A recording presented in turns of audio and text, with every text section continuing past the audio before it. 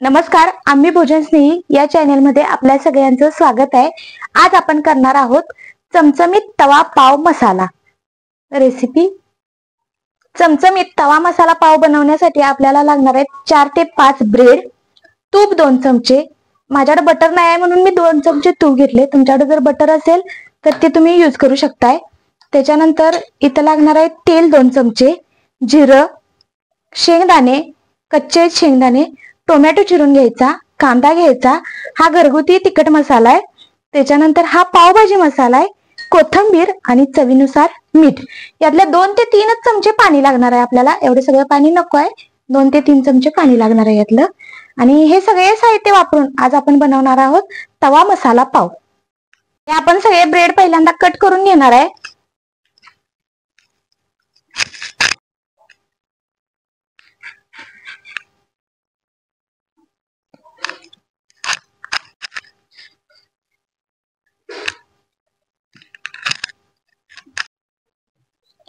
Gas चालू करून आपण कढई तापत ठेवलेली आहे। त्यामध्ये आपण हे 2 चमचे तेल घालून घेणार आहे।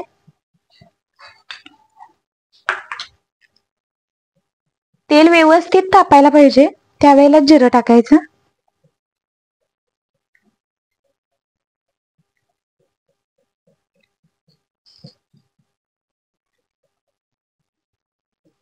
जिरं उमलत आलेत, जिरं उमललं की त्याच्यामध्ये शेंगदाणे टाकून घ्यायचे। शेंगदाणे कच्चे आहेत।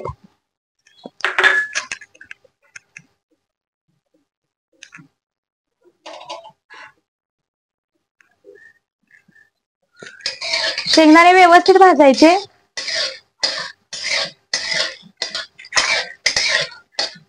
हे बघा, जराशे लालसर झालेले दिसतात शेंगदाणे। शेंगदाणे लालसर झाल्यानंतर त्यामध्ये कांदा टाकून घ्यायचा आहे आणि कांदा व्यवस्थित ब्राऊन कलर येईपर्यंत भाजून घ्यायचा। कांद्याला मस्त ब्राऊन रंग आलाय। आता त्यामध्ये टाकणार आहे आपण टोमॅटो। टोमॅटो आता तेल त्या टोमॅटोला सुटेपर्यंत व्यवस्थित भाजून घ्यायचा।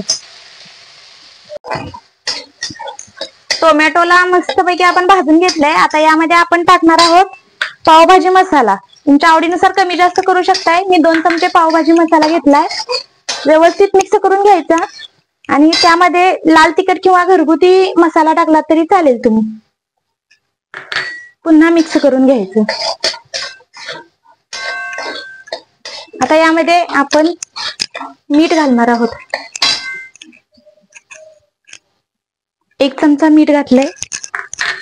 पुन्हा हलवून घ्यायचं आणि यामध्ये मिक्स करणार आहे कोथिंबीर। निम्मी कोथिंबीर मी आता मिक्स करणार आहे, थोडी नंतर करणार आहे।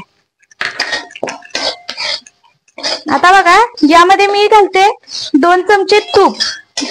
तुमच्याकडे जर बटर असेल तर बटर घातलं तरी चालेल, पण माझ्याकडे बटर नव्हतं म्हणून मी घातले तूप। आता बघा, यामध्ये जर आता आहे असे डायरेक्ट आपण जर पाव ऍड केले तर काय होणार आहे, पाव एका साईडला आणि मसाला एका साईडला जाणार आहे। त्यामुळे आपण यामध्ये 2 ते 3 चमचे पाणी ओतून घेणार आहोत आणि मस्त शिजू द्यायचंय। ते जरा असं पाणी त्याचं स्मोक करू द्यायचंय।